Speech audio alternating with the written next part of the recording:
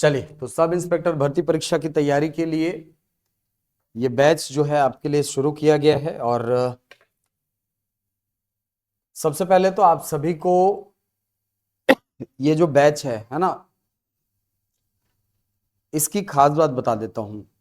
अभी चूंकि हमको सामने दिख रहा है कि प्रीलिम्स का एग्जाम है कि नहीं, क्योंकि अभी 6 तारीख से यानी कल से आपका डीवी वाला जो प्रोसेस है वो शुरू हो जाएगा, है कि नहीं। पीएचटी वाला जो प्रोसेस है, फिजिकल स्टैंडर्ड टेस्ट, वो शुरू हो जाएगा आपका। तो अभी कुछ समय तक हम ये कोशिश कर रहे हैं कि ये मान करके चलिए कि मार्च के लास्ट तक या अप्रैल के शुरुआती 15 दिन में आपका प्रीलिम्स का एग्जाम जो है वो ऑर्गेनाइज होगा, हम ये मान करके चल रहे हैं। और इस बार जो है मैं बोल रहा हूं कि जो कंपटीशन है वो बहुत तगड़ा होने वाला है।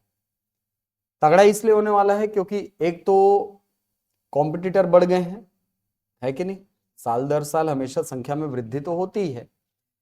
दूसरी बात, पिछली भर्ती की तुलना में यहां पर पदों की संख्या 1/3 है।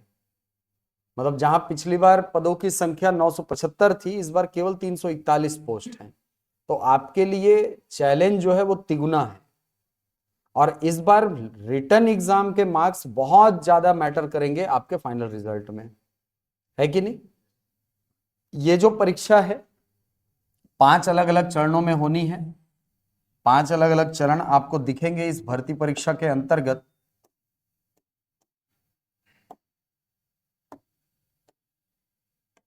जिसमें सबसे पहले चरण को हम कहते हैं डीवी या पीएचटी, ठीक है।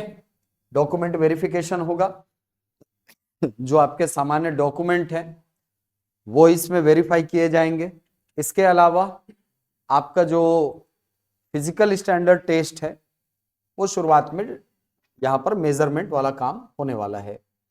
मेजरमेंट के अंतर्गत आप सभी को पता है ना, फ्लैट फुट, नॉकनी, ये सारी चीजें जो हैं, है ना, चेस्ट फुलाना, पिचकना, वो सारी चीजें यहां पर होने वाली हैं। तो ये वाला जो चरण है ये अब चूंकि शुरू होने वाला है, तो उम्मीद कर रहा हूं कि आप सभी इसमें तो एलिजिबल तो होंगे ही, है कि नहीं। सारे डॉक्यूमेंट बिल्कुल तैयार करके रखे होंगे और जो फिजिकल स्टैंडर्ड के बेसिक जो रिक्वायरमेंट है डिपार्टमेंट की, उसको आप लोग फुलफिल करते होंगे। अगर वो फुलफिल करते हैं तो आप बिल्कुल सेकंड स्टेज के लिए क्वालिफाई कर जाएंगे। जैसे ही आप दूसरे चरण में आते हैं, दूसरे चरण से शुरू हो जाएगी आपकी रिटन एग्जाम। सबसे पहले होगा यहां पर प्रीलिम्स। प्रीलिम्स, ये जो प्रीलिम्स है एमसीक्यू पैटर्न में होना है। 300 अंक का प्रश्न पत्र रहना है, जिसमें कुल मिलाकर के 100 प्रश्न पूछे जाएंगे। 300 अंक का होगा और 100 प्रश्न आपसे पूछे जाएंगे।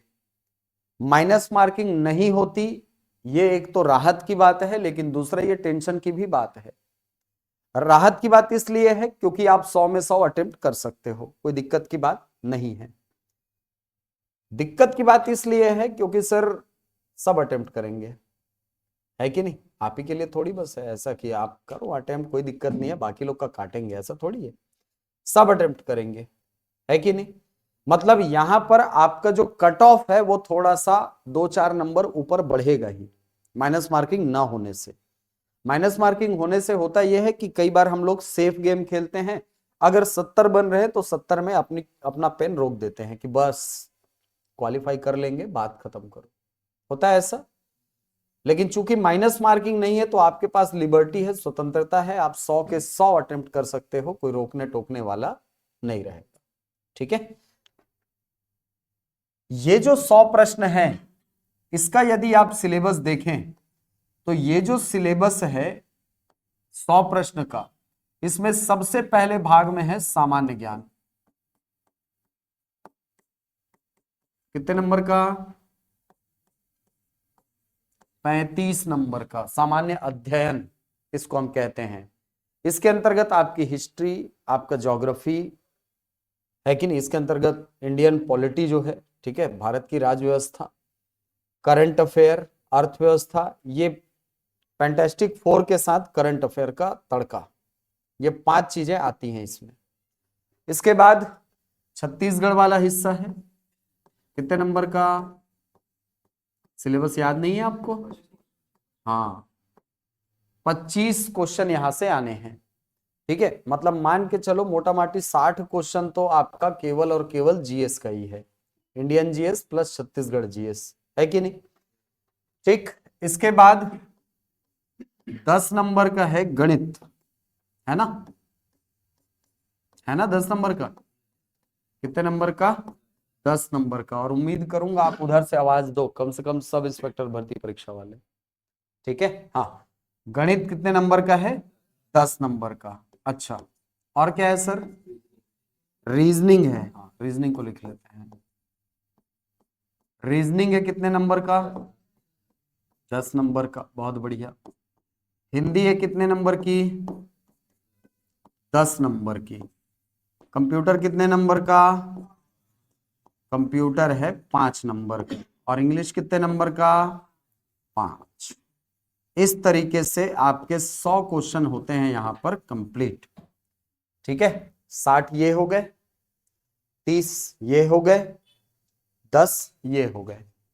ठीक है, पदों की संख्या के 20 गुना अभ्यर्थियों को लिया जाएगा प्रारंभिक परीक्षा के द्वारा। मतलब एक स्क्रीनिंग एग्जाम है, एक तरीके से मान करके चलो, छानने वाला एग्जाम है, जिसमें से पदों की संख्या के बाद एक निश्चित अनुपात में आपको कंपटीशन मिलेगा। शुरुआत में हो सकता है कि 1 लाख लोग क्वालिफाई कर जाएं, शुरुआत में हो सकता है 1 लाख लोग पहले चरण को पार करके दूसरे चरण में आ जाए, लेकिन दूसरे चरण में जैसे ही आप पहुंचेंगे, इसके बाद के चरणों में एक निश्चित अनुपात में आपको कैंडिडेट्स मिलेंगे। जैसे यहां पर एक पद के पीछे 20 लोग मिलेंगे, है कि नहीं? मतलब 6820 लोग मिलेंगे आपको मेंस की परीक्षा में। क्लियर है? प्रीलिम्स में कितने लोग निकले? 6820 लोग। अब यहां से आप आगे बढ़े, ये सिलेबस है प्रीलिम्स का। इसके बाद जब आप मेंस में पहुंचते हैं,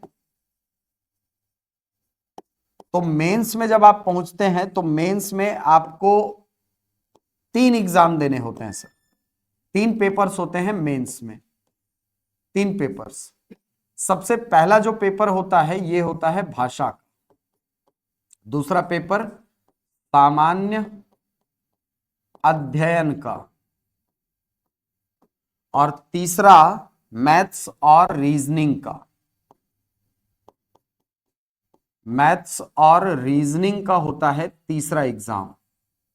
ये हर पेपर 300 अंक का है, सॉरी हर पेपर 200 अंक का है। 200 अंक का ही भाषा का पेपर, 200 अंक का सामान्य अध्ययन और 200 अंक का मैथ्स और रीजनिंग।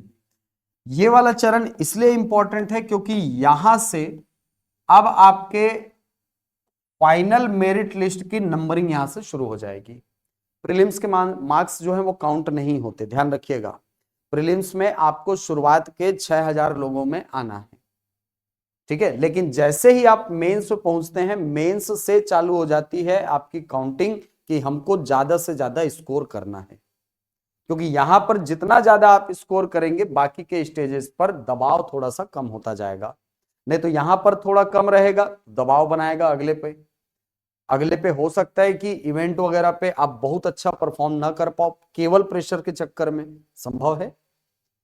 आपका इवेंट अगर खराब हो गया, फिर भी मान लो अगर आप इंटरव्यू में पहुंच गए, तो अल्टीमेटली आपका उद्देश्य इंटरव्यू अटेंड करना नहीं है, आपका उद्देश्य है कंधे पे 2 सितारे लगाना, है कि नहीं? तो उसका दबाव रहेगा कि भाई हमको अब इंटरव्यू के लिए एक्स्ट्रा एफर्ट लगाना पड़ेगा ताकि हम ज्यादा से ज्यादा स्कोर कर सकें, है कि नहीं?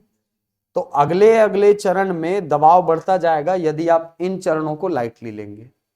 किसी एक चरण में भी आप सुस्त नहीं पड़ सकते सर, एक चरण में भी, और ये होना भी नहीं चाहिए, है कि नहीं? हाँ, तो ये मेंस का एग्जाम है, हर पेपर 200 अंक का। अंतर इसमें यह है कि भाषा वाला पेपर 2 घंटे का है, मैथ्स रीजनिंग का पेपर 2 घंटे का है, लेकिन सामान्य अध्ययन वाला जो पेपर है ये 3 घंटे का है। ये 3 घंटे का पेपर है और ये थोड़ा सा समझ के बाहर है। इसको मैथ्स रीजनिंग को 3 घंटे देना था, लेकिन उसने सामान्य अध्ययन को 3 घंटे का दिया। खैर इसके पीछे क्या सोच है वो आयोग जाने, लेकिन वास्तविकता यही है, आपके नोटिफिकेशन में यही टाइमिंग लिखा हुआ है, 2 घंटे, 3 घंटे और 2 घंटे, और यही वो 7 घंटे हैं जो आपका कैरियर डिसाइड करेंगे। समझ आ रही बात? आप यहां कितना भी पढ़ लो, कितना भी अपने दोस्तों के बीच में तुर्रम खा बन लो, लेकिन अगर आप इन 7 घंटों में परफॉर्म नहीं कर पाए तो आगे स्टेज में नहीं पहुंचोगे। समझ आ रही कहानी? ठीक है, तो ये 7 घंटे मेंटल बैलेंस कैसे बना करके चलना है, पढ़ना कैसे है, इसकी पूरी तैयारी जो है वो आपको करनी होगी। क्लियर है? ठीक। मेंस के एग्जाम के बाद आप पहुंचते हैं इवेंट वाले चरण में। इवेंट, इवेंट में 5 अलग अलग इवेंट हैं, हर इवेंट 60 अंक का। इस तरीके से कुल मिलाकर कितने अंक का हो गया इवेंट? 300 अंक का। मेंस कितने अंक का? 600 अंक का। इवेंट्स में जब आप क्वालिफाई करोगे, लास्ट टाइम बहुत सारे बच्चे इसको क्वालिफाई नहीं कर पाए थे, ठीक है, मेंस बहुत अच्छा गया, प्री बहुत अच्छा गया, मेंस बहुत अच्छा निकाल के आए, आकर के अटक गए कहां? इवेंट में, क्योंकि यहां पर मिनिमम क्वालिफिकेशन मार्क्स है। ठीक है, मिनिमम क्वालिफिकेशन मार्क्स है, कितना है? 96 नंबर है। ठीक है, 96 जो है ये क्वालिफाइंग मार्क्स है, 91 सॉरी 96 है ना, 31 सॉरी 31 कैसे है, 30%। हाँ ठीक है, हाँ, तो उतना क्वालिफाई करने के लिए आपको लाना पड़ेगा।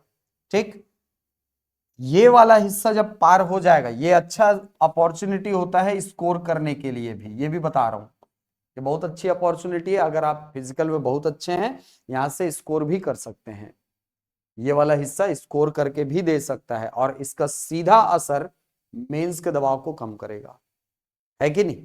अगर आप यहां पर थोड़े 19 रह गए, मान लो थोड़े से, लेकिन क्वालिफाई कर गए इवेंट के लिए, लेकिन अगर इवेंट आपका तगड़ा है, बिल्कुल आप इसको कवर कर सकते हो। ठीक है, तो यहां पर भी आपको एक चांस मिलता है। इसके बाद फिर आता है आपका अंतिम चरण, और अंतिम चरण में आप पहुंचते हैं कहां? इंटरव्यू, साक्षात्कार में। इंटरव्यू होगा कितने अंक का? 100 अंक का। कुल मिलाकर अगर आप देखा जाए तो मेरिट लिस्ट निकलेगा 1000 अंकों में, 600, 300 और 100 कितने हो गए? इन्हीं 1000 अंकों के आधार पर आपकी मेरिट लिस्ट बनने वाली है। ठीक है, मतलब आप मान करके चलो कि ये जो 1000 अंक हैं, इसमें अगर अगर आप ये वाले हिस्से में ठीक ठाक परफॉर्म कर लेते हैं, ठीक है, जो कि मैक्सिमम छत्तीसगढ़ में ये है, ठीक है, कि यहां पर हम निकाल लेंगे। ठीक है, इतने तो बच्चे हैं यार, 5000 बच्चे नहीं होंगे अपने पास? 6000 बच्चे जो इसको अच्छा परफॉर्म करें, बिल्कुल होंगे, है कि नहीं? इसको अगर आप अच्छा स्कोर कर लेते हो तो ये मान करके चलो कि सबका एक एवरेज स्कोर आएगा। ठीक है, बहुत सारे बच्चे कटते हैं, लेकिन इसमें ये भी बता रहा हूं ना, बहुत सारे कटते हैं। कटते केवल इसीलिए है क्योंकि लैक ऑफ प्रैक्टिस होता है, और कुछ नहीं, प्रैक्टिस की कमी। ग्राउंड गए नहीं सर कभी, सुबह की ताजी हवा जानते नहीं, अचानक पहुंचे मैदान, मैदान पहचानने से इंकार कर दिया, कौन है भाई तू? समझ आई बात? तो ग्राउंड से जान पहचान बना के रखना, कम से कम जाके सुबह हाय हेलो करके आया करो, समझे? ठीक है, हाँ, इनके आधार पर आपका मेरिट लिस्ट बनने वाला है, इन तीनों हिस्सों के आधार पर। सबसे अच्छी बात इस एग्जाम की यह है कि आपको प्रीलिम्स और मेंस की अलग अलग तैयारी आपको नहीं करनी पड़ेगी।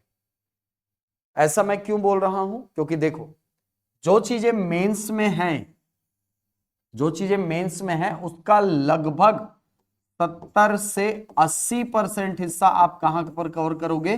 प्रीलिम्स में कवर करोगे, प्रीलिम्स में कवर करोगे, चाहे वो हिंदी हो, चाहे इंग्लिश हो, चाहे मैथ्स रीजनिंग हो। अब सीधी सी बात है यार, अगर मुझे यहां पर पूछा गया है दीर्घ धन आयु, दीर्घायु बना है, तो मेंस में आंसर थोड़ी बदल जाएगा। मेंस में भी तो दीर्घधन आयु दीर्घायु ही है, छठवीं से पढ़ रहे हैं तब से दीर्घायु है सर, है कि नहीं। लघु स्वर आज तक लघु स्वर है, बड़े ही नहीं हुए हैं, है कि नहीं, आज भी लघु स्वर है सर, वो आ ई उ री, उसमें कोई चेंजेस नहीं दिखेगा हमको। ठीक है, मतलब आप यहां से समझो कि जो चीजें प्रीलिम्स में पढ़ोगे वही चीजें मेंस में काम आने वाली है। उसका एक बड़ा रीजन है सिलेबस की सिमिलैरिटी, सिलेबस दोनों का एक जैसा है।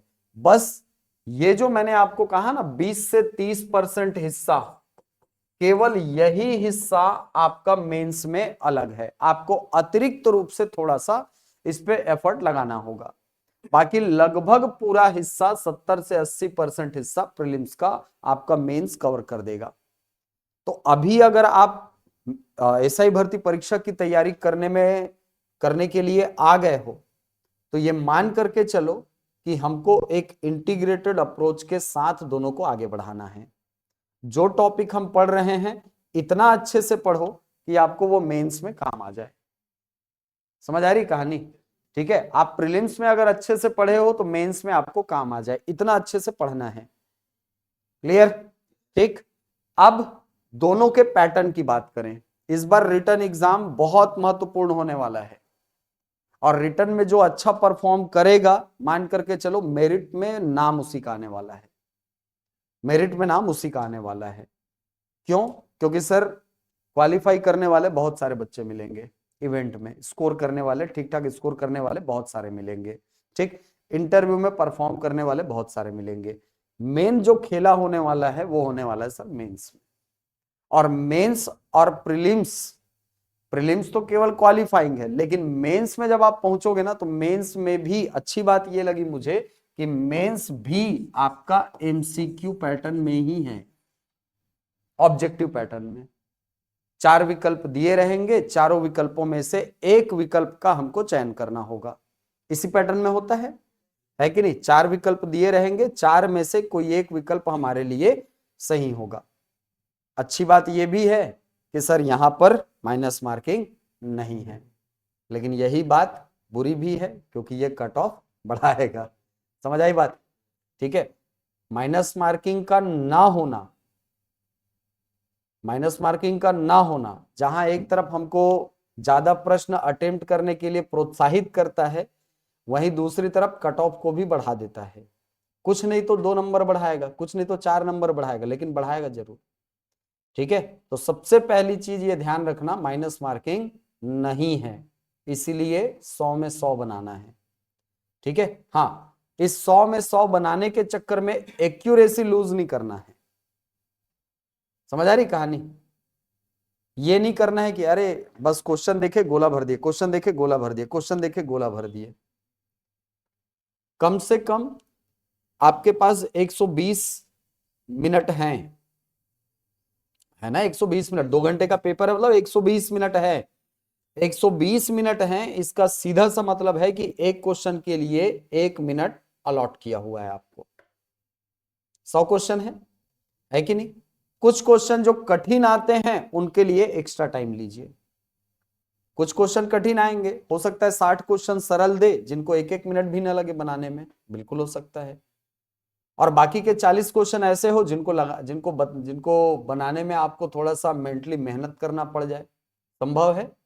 तो वो जो बाकी के 40 क्वेश्चन है अगर उनकी डिमांड टाइम की है तो टाइम दो, तभी बनेगा वो, है कि नहीं। अगर सामने वाला चाहता है कि आप टाइम लगा करके सॉल्व करो तो आप टाइम लगा के ही उसको सॉल्व करोगे। क्लियर है? ठीक है, तो आपको एक तो सबसे पहली बात इसमें एकदम ध्यान रखना है कि 5 चरण की परीक्षा है तो छोटे मोटे टाइम में नहीं होने वाला है सर, लंबा प्रोसेस है, टाइम लगेगा। और टाइम लगेगा तब तक अपने को 2 चीजें एकदम मेंटेन करके रखनी है, धैर्य और अपनी निरंतरता। ये दोनों चीजें आपको सक्सेसफुल बनाएंगी। क्लियर है? ठीक है, 2 चीजें, धैर्य और निरंतरता, ये दोनों चीजें अगर बना करके रखे पोस्ट आपका। ठीक है, क्योंकि बहुत सारे लोग ऐसे होते हैं जो बीच में तैयारी के दौरान बीच में ही अपना मेंटल पीस जो है वो खो देंगे। आखिर कब तक बैठे रहे, 4 महीना हो गया, 6 महीना हो गया, वो सोचते रह जाएंगे। आप पढ़ने में लगाओगे उस टाइम को, उससे आगे निकल जाओगे। आप फिजिकल में लगाओगे अपने उस टाइम को, आप आगे निकल जाओगे। तो अपने आप को एक तो सस्टेन करके रखना है साल भर, अपने फिजिक को, अपने पढ़ाई को, अपने मेंटल पीस को। इसको अगर बना करके रखे हो, एग्जाम आपका क्लियर है। ठीक है, चलो। तो आपके सवाल का जवाब यही है रुक्मणी कि ये जो एग्जाम है इसमें प्रीलिम्स और मेंस दोनों मल्टीपल चॉइस क्वेश्चन के रूप में होंगे। यहां पर किसी प्रकार के सब्जेक्टिव पैटर्न में एग्जाम नहीं होता है।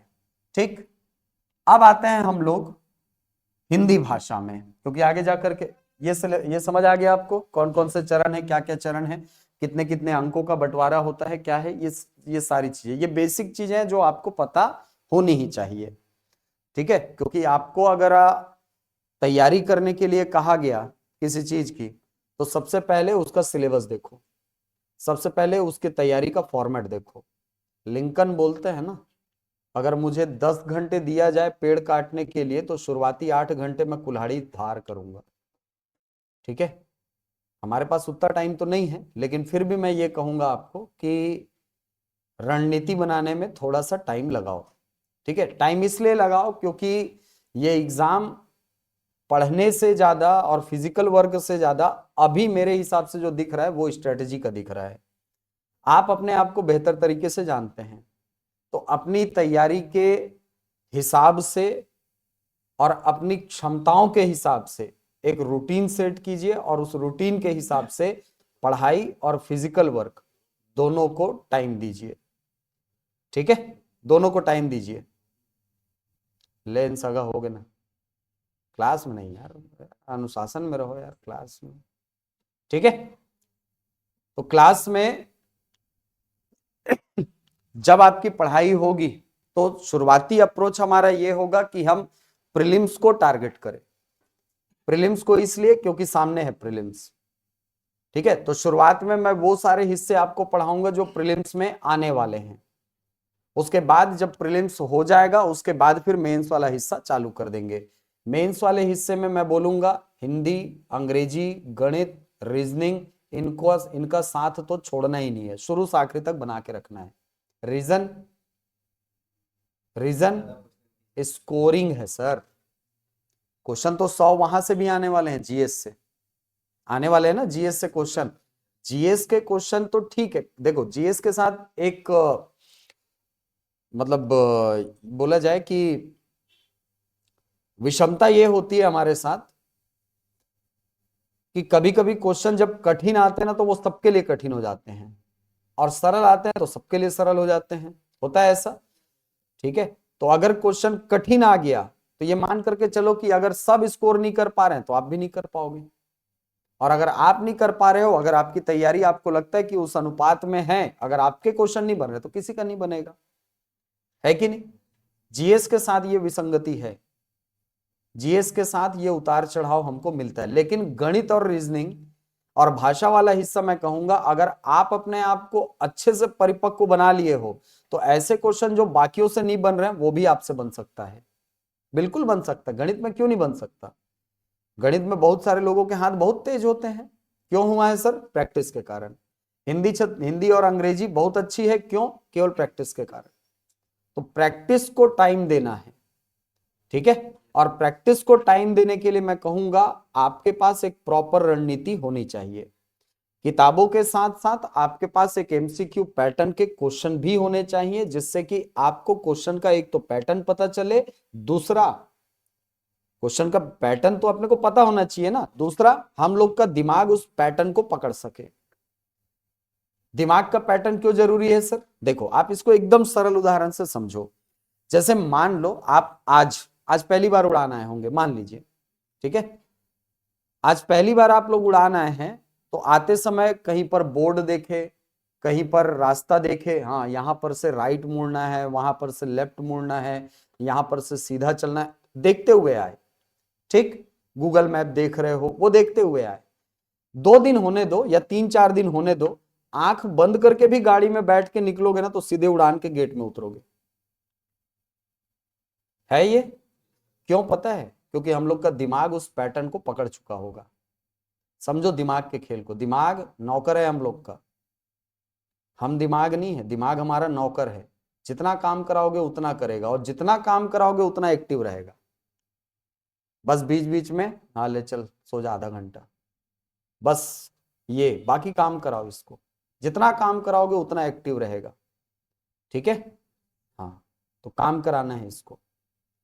और पैटर्न को अगर आप पकड़े कॉम्पिटिटिव एग्जाम में, यदि आप पैटर्न को पकड़ पा रहे हो, मतलब ये मान करके चलो कि आप एग्जाम में क्वेश्चन बहुत अच्छे से डील कर पाओगे। क्लियर है बात? ठीक है, तो अपने को एमसीक्यू पैटर्न वाले क्वेश्चंस पे थोड़ी सी मेहनत करनी है। अपना अप्रोच ऐसा रखना है कि हम पढ़ें, साथ में क्या लगाते जाएं, उसके एमसीक्यू लगाते जाएं। क्लियर है? ठीक है, हाँ। तो आप लोगों को मेरी एक ये राय रहेगी कि जैसे मैं हिंदी पढ़ाऊंगा, है ना, तो हिंदी में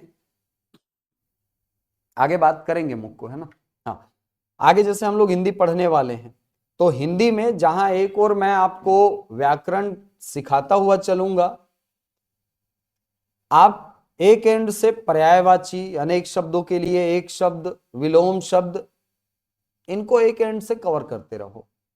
और कुछ नहीं, केवल एमसीक्यू लगाओ, इनके लगा सकते हैं इतना, एमसीक्यू लगाओ, नीचे जो एक्सप्लेनेशन लिखा होता है उसको पढ़ते हुए चलो, बस। इससे होगा क्या?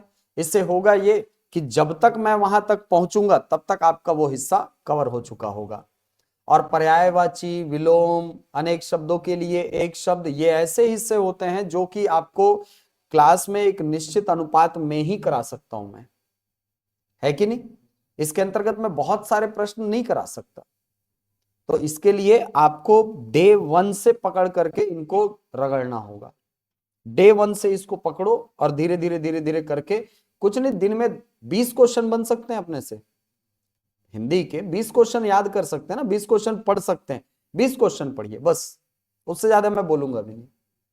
ठीक है, 20 क्वेश्चन पर्यायवाची के पढ़ लो, 20 क्वेश्चन विलोम के पढ़ लो, 20 क्वेश्चन अनेक शब्दों के लिए एक शब्द पढ़ लो, खत्म। 10 भी कर सकते हो, कोई दिक्कत नहीं, दिन के 30 क्वेश्चन भी बहुत है, 10 10 10 बहुत है, पर्याप्त है, कर सकते हो आप। ठीक है, चलो।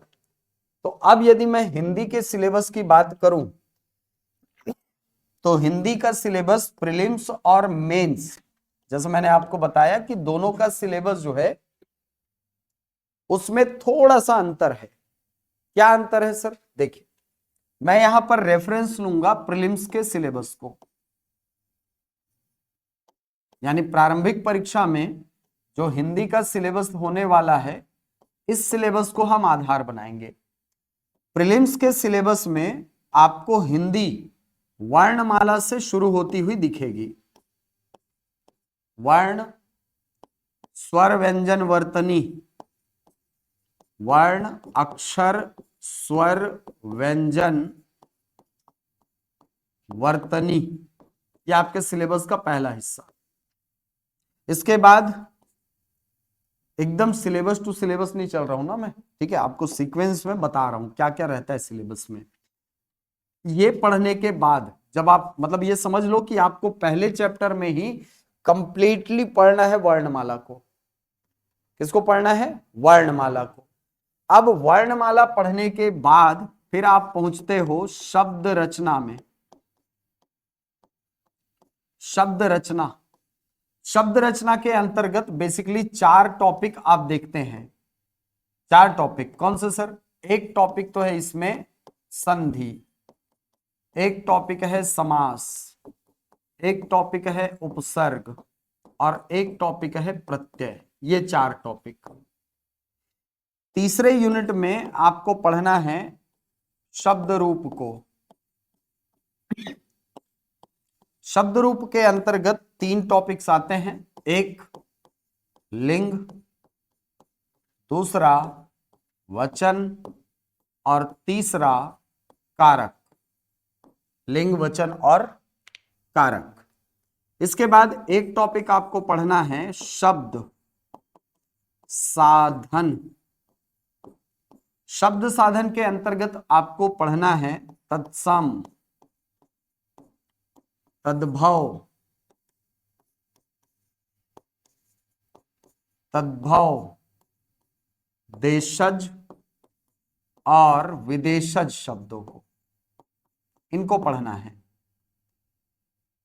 इसके बाद इसी टॉपिक में, इसी यूनिट में आपको और क्या पढ़ना है? इसी यूनिट में आपको पढ़ना है संज्ञा, सर्वनाम। लिखा होगा सिलेबस में, संज्ञा, सर्वनाम, विशेषण, क्रिया के व्यवहारिक अनुप्रयोग, ये आपको पढ़ना है।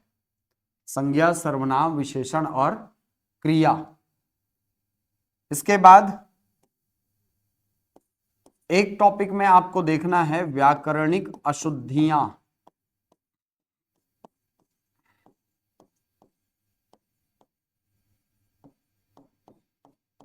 व्याकरणिक अशुद्धियां, जिसमें आपको शब्द की भी अशुद्धि देखनी है और इसी में आपको वाक्य की भी अशुद्धि देखनी है। शब्द की और वाक्य की, दोनों की अशुद्धियां देखनी है व्याकरणिक अशुद्धियों में।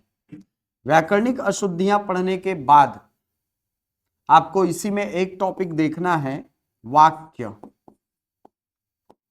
वाक्य, वाक्य के अंतर्गत वाक्य भेद है, वाक्य के अंग है, वाक्य के आवश्यक तत्व है।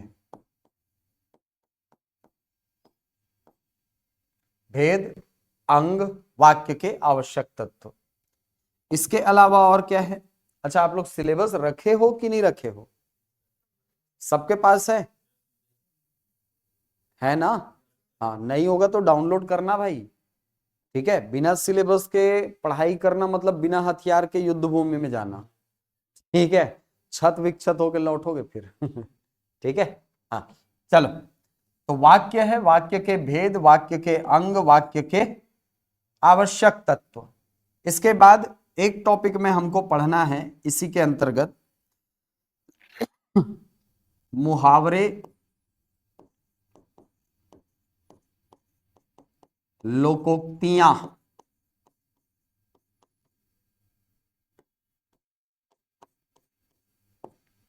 मुहावरे, लोकोक्तियां, ठीक। इसी के अंतर्गत काल आपको पढ़ना है। इतना टॉपिक। अच्छा, एक टॉपिक इसमें बचा है पर्यायवाची वगैरह, है ना? वो शब्द साधन में आता है, लेकिन मैं उसको अलग से पढ़ा रहा हूं, अलग से बता रहा हूं। क्या क्या है? पर्यायवाची, विलोम, अनेक शब्दों के लिए एक शब्द।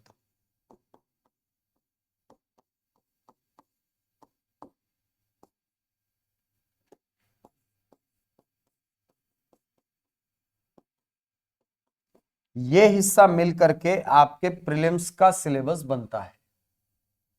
ये पूरा हिस्सा मिल करके क्या बनेगा? प्रीलिम्स का सिलेबस। प्रीलिम्स में इतने सारे टॉपिक आपको पढ़ने हैं। ठीक है, ध्यान रखना, रस, छंद, अलंकार प्रीलिम्स का हिस्सा नहीं है।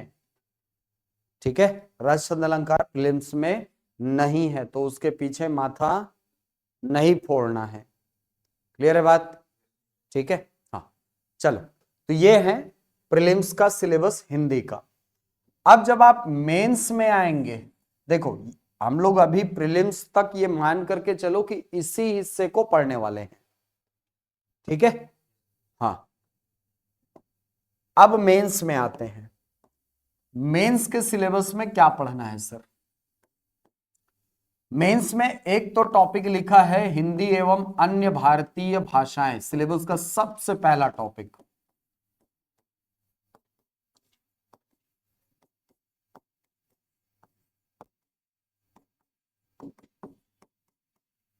हिंदी एवं अन्य भारतीय भाषाएं। ठीक है, अब इसके अंतर्गत हमको क्या पढ़ना होता है सर? इसके अंतर्गत हमको देखना होता है हिंदी भाषा कैसे विकसित हुई, भाषा परिवार कौन कौन से हैं। 13 जो भाषा परिवार हैं पूरे विश्व में, उन 13 भाषा परिवारों में भारत में कौन कौन से भाषा परिवार रहते हैं, है कि नहीं? आर्य भाषा परिवार क्या होता है, आर्य भाषा क्या होती है, द्रविड़ भाषा क्या होती है, मुंडा भाषा क्या है, ये भाषा देखेंगे हम। ठीक है, चीनी तिब्बती भाषा परिवार किसको कहा जाता है, देखेंगे उसको। ठीक, इसके अलावा और इसी में क्या देखना है हमको? हमको देखना है हिंदी का विकास क्रम। हिंदी का विकास क्रम। हिंदी का विकास क्रम के अंतर्गत संस्कृत से कैसे हिंदी वर्तमान स्वरूप तक पहुंची है, वो पूरी कहानी हम लोग आगे जाकर के पढ़ने वाले हैं, पूरी कहानी देखेंगे। इसके अलावा हम देखेंगे हिंदी भाषा के संबंध में संवैधानिक प्रावधान क्या क्या है, मतलब कॉन्स्टिट्यूशन में क्या क्या प्रोविजंस किए गए हैं हमारी भाषा के संबंध में, उनको हमको देखना है। लास्ट टाइम वहां से क्वेश्चन आया था, आर्टिकल 351 को पूछा हुआ था, आप पुराने क्वेश्चन देखिए, मिलेगा आपको। ठीक है, आर्टिकल 351 को पूछा हुआ है। ठीक, ये सब आएगा इसमें। अन्य भारतीय भाषाओं में भाषा परिवार बेसिकली हमको देखना है। ठीक है, सॉरी, उपभाषाएं हमको देखना है हिंदी की। हिंदी की जो 5 अलग अलग उपभाषाएं हैं, चाहे वो राजस्थानी हो, चाहे बिहारी हिंदी हो, चाहे पूर्वी हिंदी हो, पश्चिमी हिंदी हो, पहाड़ी हिंदी हो, 5 अलग अलग उपभाषाएं। इन उपभाषाओं के अंतर्गत कौन कौन सी भाषाएं आती हैं वो सब हम देखेंगे। किसको ढूंढाली बोलते हैं, किसको कौरवी बोलते हैं, किसको ब्रजबुली कहा जाता है, सब देखेंगे। ठीक, अब इसी के अंतर्गत एक टॉपिक है इसमें, हिंदी साहित्य का इतिहास।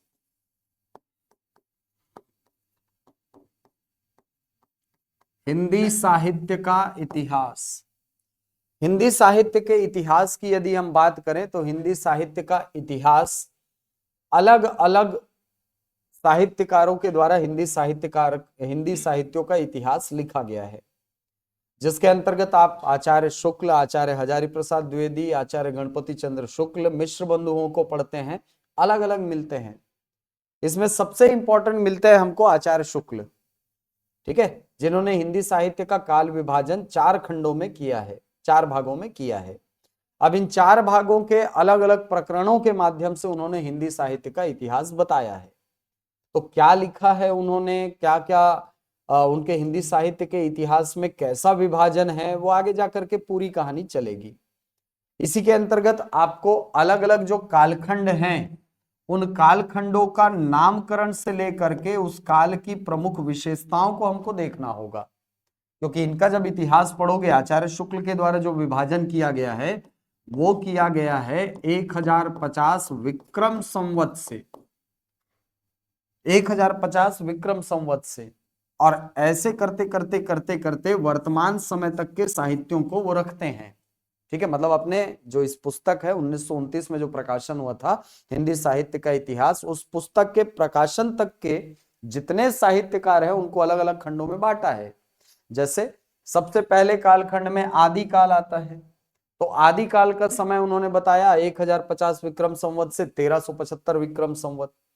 उसके बाद वाला कालखंड 1375 से लेकर के 1700 विक्रम संवत, फिर 1700 विक्रम संवत से 1900 विक्रम संवत, 1900 विक्रम संवत से कहानी चालू होते होते होते होते होते वर्तमान समय तक आती है, मतलब उनकी रचना के प्रकाशन तक।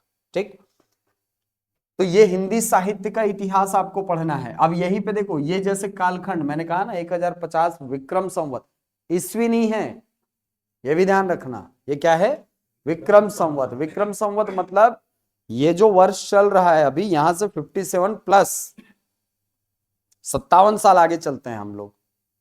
ठीक है, कैसे सर, जैसे जैसे मान लो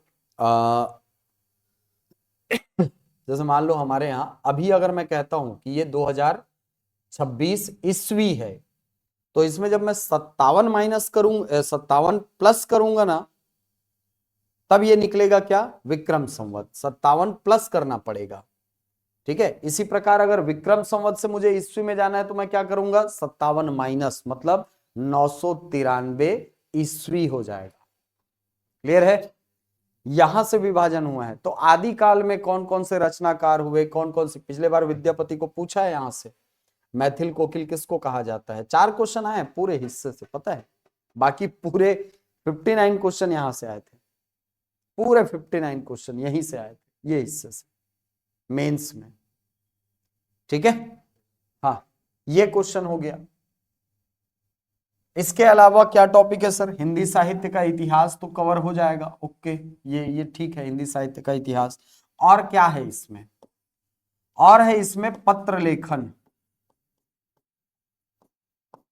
पत्र लेखन, ठीक है।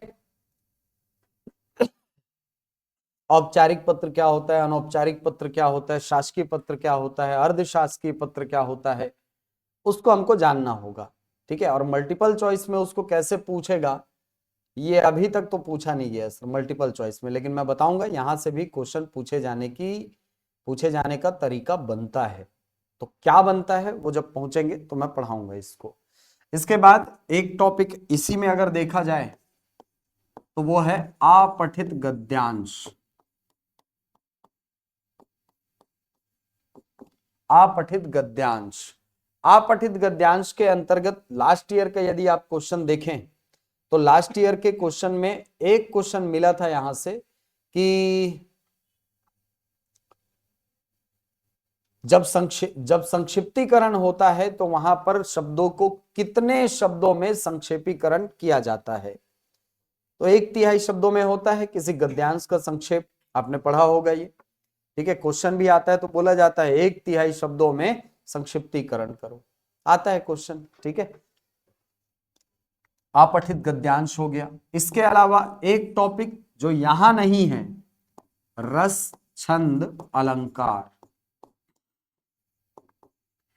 लास्ट टाइम यहां से 3-4 क्वेश्चन पूछा था रस छंद अलंकार से, 3-4 क्वेश्चन। पीपर पात सरिस मंडोला में कौन सा अलंकार है, क्वेश्चन आया था, ठीक है, वो क्वेश्चन याद है, ठीक है। एक पूछता है इसमें टॉपिक काव्यबोध।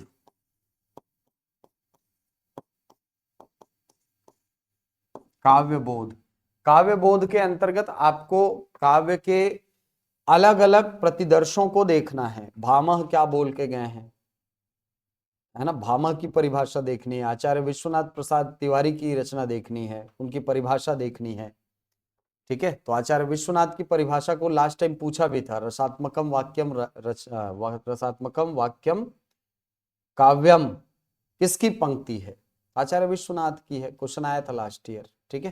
तो ऐसे क्वेश्चन आपको मिलेंगे यहाँ पे, ठीक।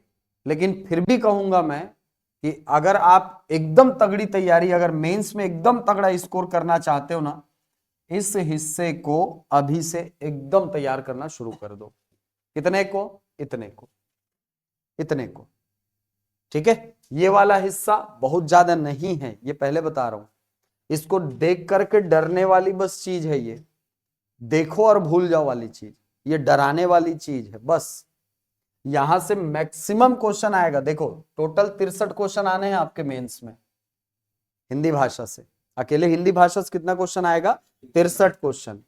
कैसे पता सर, 75 और 125, 75 और 125, 200 नंबर जो है वो बटा हुआ है, 200 नंबर जो है ये बटा हुआ है 125 नंबर की हिंदी भाषा और 75 नंबर की इंग्लिश लैंग्वेज।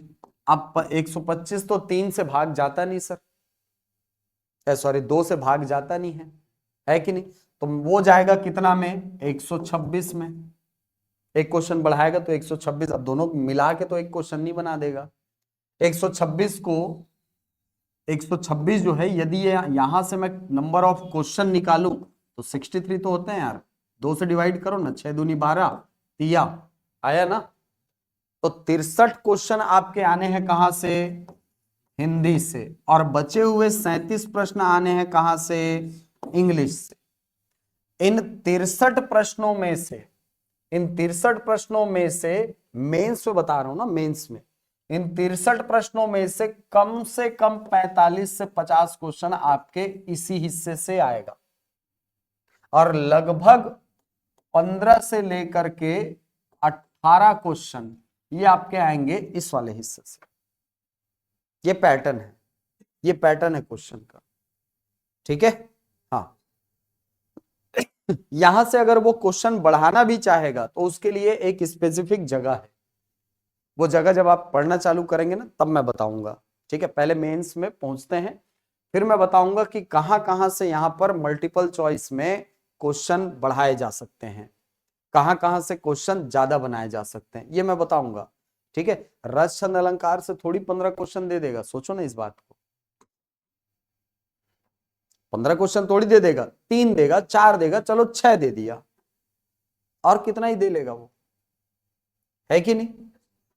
काव्य बोध से एक क्वेश्चन, 2 क्वेश्चन, और कितना ही क्वेश्चन दे लेगा, नहीं बनता सर। यहां से क्वेश्चन जहां से बनेगा वो आगे जाकर के चर्चा करेंगे, लेकिन फिलहाल अभी इस हिस्से को एकदम अपने निशाने पे रखो, इस हिस्से को, और यहां पर तैयारी करने की कोशिश करो, मतलब शुरुआत करो। तैयारी कैसे करना है सर? इंग्लिश एकदम जीरो, इंग्लिश को नहीं पढ़ेंगे तो चलेगा। प्रीलिम्स में तो चल जाएगा, मेंस में नहीं चलेगा। प्रीलिम्स में तो चल जाएगा, ठीक है, एक हद तक मान लिया जाए कि अगर आपका जीएस वाला पोर्शन बहुत तगड़ा है तो ठीक है, लेकिन मैं तो उसमें भी ये राय देता हूं भाई कि इंग्लिश को भी पढ़ो, ठीक है, इंग्लिश को भी पढ़ो। अगर कमजोर है तो कमजोर क्यों रहने दिया जाए। देखियो ना, 37 क्वेश्चन आने हैं, मतलब टोटल 600 में से 37 क्वेश्चन आपके केवल और केवल अंग्रेजी के आने हैं ना। 600 क्वेश्चन आने हैं टोटल, 300 क्वेश्चन आने हैं, उसमें से 37 क्वेश्चन आपके केवल, मतलब 10% से ज्यादा है यार, नहीं है। अरे तीनों पेपर मिला के कितने क्वेश्चन हुए हैं? 300 हुए ना। 100 question paper 1, 100 question paper 2, 100 question इसमें, तो पेपर 1 के 37 क्वेश्चन आपके क्या आने वाले हैं। और इतने बड़े अनुपात के हिस्से को अगर मैं बोलूं छोड़ दो करके, सही है क्या? नहीं है सर, मैं तो बोलूंगा तगड़ा करो इसको, ठीक है। मैं बार बार बोल रहा हूं, पेपर 1, पेपर 3 स्कोर करके देगा, पेपर 2 आपका जितना बनेगा, 2, 4, 5, 10 क्वेश्चन, 5 क्वेश्चन सामने वाले के ज्यादा बने, या जीएस अगर आपका बहुत स्ट्रांग है तो सामने वाले से 5 क्वेश्चन, 7 क्वेश्चन ज्यादा बनाओगे, बस। लीड लेने के लिए ये जगह है, ये जगह लीड लेने के लिए है, समझे बात को, ठीक है। पटरी के ऊपर पटरी नहीं चलाना है, ये जितना बन रहा है उतना इसका भी बनेगा, तो मेरिट कैसे बनेगा सर? समझ आ रही बात? पटरी से पटरी नहीं चलती, ठीक है। हाँ, आगे बढ़ना पड़ता है अपने को, आगे बढ़ना है तो एक्स्ट्रा एफर्ट लगेगा। एक्स्ट्रा एफर्ट कहां लगाना है? मुझसे ज्यादा आप अपने आप को जानते हो, नहीं जानते? आप अपने आप को ज्यादा अच्छे से जानते हो सर, ठीक है। मैं यहां खड़े होकर के कितना भी बोलूं कि अरे हिंदी पढ़ लो, अंग्रेजी पढ़ लो, लेकिन आपको यह समझना होगा खुद में, अगर मुझे सेलेक्ट होना है, अगर मतलब आपके दृष्टिकोण से बोल रहा हूं कि अगर मुझे सेलेक्ट होना है तो मेहनत भी तो मुझे ही करनी पड़ेगी ना यार, मेरे बदले थोड़ी आप कर दोगे, है कि नहीं। हाँ, तो किसी भी हिस्से को कमजोर मत छोड़ो, किसी हिस्से को कमजोर नहीं छोड़ना है, ठीक है। और 341 पद मेरे हिसाब से ठीक ठाक संख्या है, ठीक है। पिछली भर्ती से कंपेयर अगर नहीं करते मान लो, तो बहुत बड़ी संख्या मानी जाती है इसको, नहीं मानी जाती। सोचो ना, अगर पिछली भर्ती नहीं होती, देखो एक अरस्तु बोलता है ना यार इस चीज को, क्या बोलता है? अगर किसी लकड़ी को बिना तोड़े छोटा करना है तो मैं क्या करूंगा, उसके सामने एक बड़ी लकड़ी रख दूंगा, वो छोटी हो गई। आप हमेशा हमेशा क्या है, इसको 975 को अगर आधार बना करके मानते रहोगे, तो वो अगर 850 भी लाएगा तो आपको कम ही लगेगा, वो 900 भी रखेगा तो कम ही लगेगा, लगेगा ना।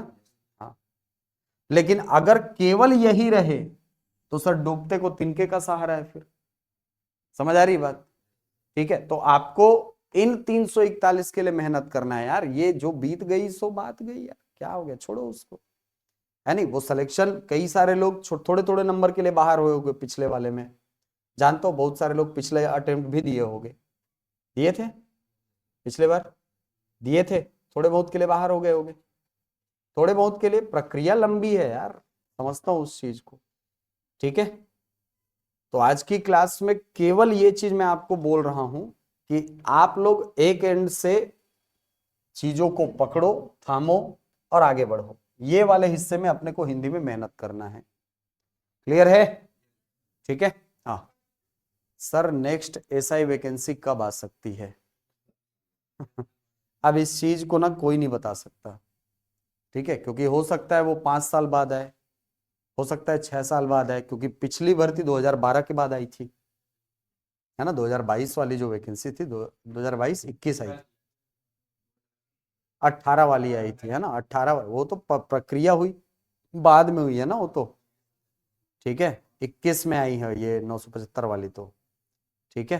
हाँ, तो वो भर्ती आई है, सोच लो अब 9 साल के बाद आई है, तो ये मान के चलो कि लगभग अगर 1/3 है तो 1/3 समय ही मानोगे तो 4, 3.5, 4 साल होता है, 4.5 साल हो सकता है। अब ये केवल अजम्पशन है। क्यों अजम्पशन है, क्यों ये केवल मान रहा हूं मैं, क्योंकि भाई 1200-1300 एसआई की भर्ती करने के बाद मेरे पास पद बचेगा क्या।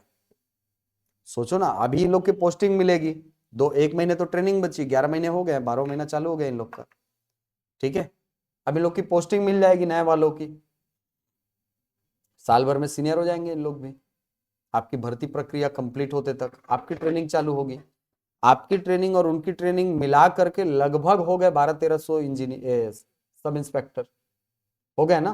और 1200-1300 सब इंस्पेक्टर मान लो साल भर में अगर 200-300 रिटायर हो भी गए तो सरकार 200-300 के लिए वैकेंसी नहीं निकालने वाली, 200 के लिए वैकेंसी फिर से अगले साल नहीं निकालने वाली, ये मान के चलो। और 200 रिटायर नहीं होंगे अभी, ठीक है, क्योंकि प्रमोशन से भी भरते हैं, आपको पता होगा, ठीक है। प्रमोशन से भी भरते हैं पद, ठीक है। तो अभी तो ये मान करके चलो कि अभी जो आ रहा है ना भाई सामने, बस उसी को फोड़ना है, आगे पीछे बात छोड़ो, ठीक है। अभी हो, वर्तमान में रहो, सामने जो वैकेंसी दिख रही है उस पर फोकस करो, ठीक। चलो, तो ये सिलेबस है हिंदी का, और इस सिलेबस के अनुसार हमको पढ़ना है, इस सिलेबस के हिसाब से तैयारी करनी है। सिलेबस अगर आपके पास नहीं है, ठीक है, तो मैं ऐप में डलवा दे रहा हूं, आप लोग उस पूरे पीडीएफ को देखना, और सिलेबस में क्या क्या है, कैसे कैसे है, वो सारी चीजें आपको ऐप में मिल जाएंगी, ठीक है। चलिए, और कोई सवाल है। प्री मार्च लास्ट या अप्रैल फर्स्ट, फर्स्ट हाफ 15 दिन। मेंस के लिए कुछ बोल नहीं सकते भाई, क्यों बताऊं, क्योंकि देखो यहां पर ऐसा सीजीपीएससी मेंस जैसी कोई प्रक्रिया नहीं होती, ठीक है। यहां पर एक ही बार फॉर्म फिलअप होता है जो आप कर चुके हो, अब वो केवल डेट देता जाएगा, इतना तारीख से चालू, इतना तारीख से ये चालू, ठीक है, इतना तारीख से ये चालू, इतना तारीख से ये चालू, बस। और कोई किसी प्रकार की फॉर्मेलिटी बीच में नहीं होती, वो केवल पीडीएफ जारी करता जाता है जैसे जैसे रिजल्ट आता जाएगा। जैसे जैसे डीबी हुआ, इसके बाद जितने लोग क्वालिफाई करेंगे उनकी एक पीडीएफ जारी करेगा। मेंस हो, सॉरी, प्रारंभिक परीक्षा होगी, जितने लोग क्वालिफाई करेंगे मेरिट निकलेगा, वो उसमें जितने लोग क्वालिफाई करेंगे, मेंस के लिए क्वालिफाई जो लोग रहेंगे उसका पीडीएफ निकलेगा, वो डेट देता जाएगा बस, ठीक है। तो जैसे अभी जितने लोग का डीवी हुआ, जितने लोग पीएचडी में वो हो गए, क्वालिफाई कर लिए, इनकी लिस्ट निकालेगा और बोलेगा प्रीलिम्स इतना तारीख को है। लास्ट टाइम तो 15 दिन के नोटिस पे मेंस लिया है यार, कहां लगा के रखे हो। इतना तारीख से आपका एग्जाम है, बस खत्म, और कोई सवाल जवाब कुछ नहीं, 15 दिन के नोटिस पे लिया एग्जाम, ठीक है। तो सरकार है, हाथ में चीजें बहुत सारी है उनके, आप कुछ नहीं कर सकते वहां पे। ये वाला हिस्सा ना, ये वाला हिस्सा में प्रीलिम्स के बाद पढ़ाऊंगा मैं, ये वाले हिस्से पे मेन फोकस रहेगा अभी प्रीलिम्स तक, क्योंकि मैं नहीं चाहता कि आपका ध्यान ही भटके, ठीक है। कोई नहीं चाहेगा यार, अभी जो सामने एग्जाम है मैं उस पर फोकस करूंगा ना, जो सिलेबस है उस पर, मैं क्यों इसको छानने के लिए बैठूंगा, इसको नहीं छानेंगे अभी, अभी मेन हमको पढ़ना है इसको, ठीक है। क्योंकि ये एक बार तगड़ा तैयार हो गया, मैंने बोला ना बेस बनना यहीं से है भाई, 45 से 50 क्वेश्चन का बेस यहां से बनना है, तो इस पे फोकस करेंगे ना। समझ रही बात, समझ आ रही बात ना। हाँ, इसको पढ़ेंगे। मेंस के टाइम आपका क्या काम रहेगा पता है, केवल और केवल एमसीक्यू टिकना, बस एमसीक्यू टापना है, बस जाके भरना है, हाँ सही बन रहा है गलत बन रहा है उसको ऑब्जर्व करना, अपनी कमियां खोजना, पुख्ता करना, बस, और कुछ नहीं, ठीक है। हाँ, हाँ भाई, ना ना सीबीटी नहीं होता इसमें, इसमें कंप्यूटर बेस्ड टेस्ट नहीं होता, ऑफलाइन होती चीजें, ठीक है। हाँ, गोला भरने वाला, काले या नीले पेन से भरें अभ्यर्थी, ठीक है। हाँ, और कोई सवाल है? अरे पूछ सकते हो, और अगर और सवाल पूछना होगा, सेमिनार होने वाला है।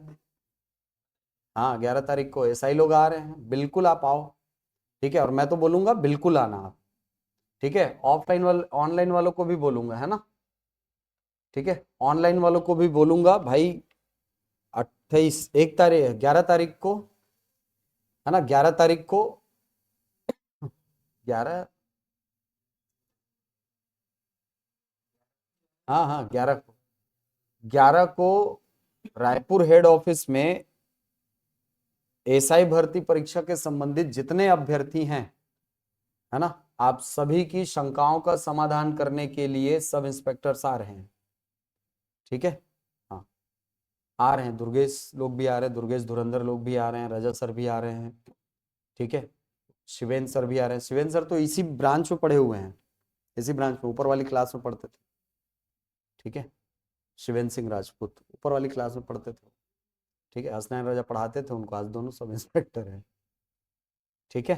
हाँ, तो बिल्कुल अगर आपके मन में कोई भी सवाल है ना, बिल्कुल आप आइए, बिल्कुल आइए, ठीक है। और एक ये भी होता है यार कि अगर मैं किसी चीज की तैयारी कर रहा हूं ना, तो उस चीज से जो व्यक्ति निकला हुआ है वो मेरे लिए कहीं ना कहीं एक आइडल होता है, मुझे निकालना है एग्जाम उसके जैसे, होता है कि नहीं? तो बिल्कुल वहां पे आना, ठीक है। बात करना उनसे, अलग ही मोटिवेशन मिलता है, जब चयनित लोग मिलते हैं ना आपसे तो अलग ही मोटिवेशन मिलता है, तो मिलिए आके, ठीक है। चलो, और कोई सवाल? नहीं, बुक कोई सी भी ले लो यार, लोकल पब्लिकेशन की मिल रही है तो वो भी अच्छी किताबें हैं यहाँ पे।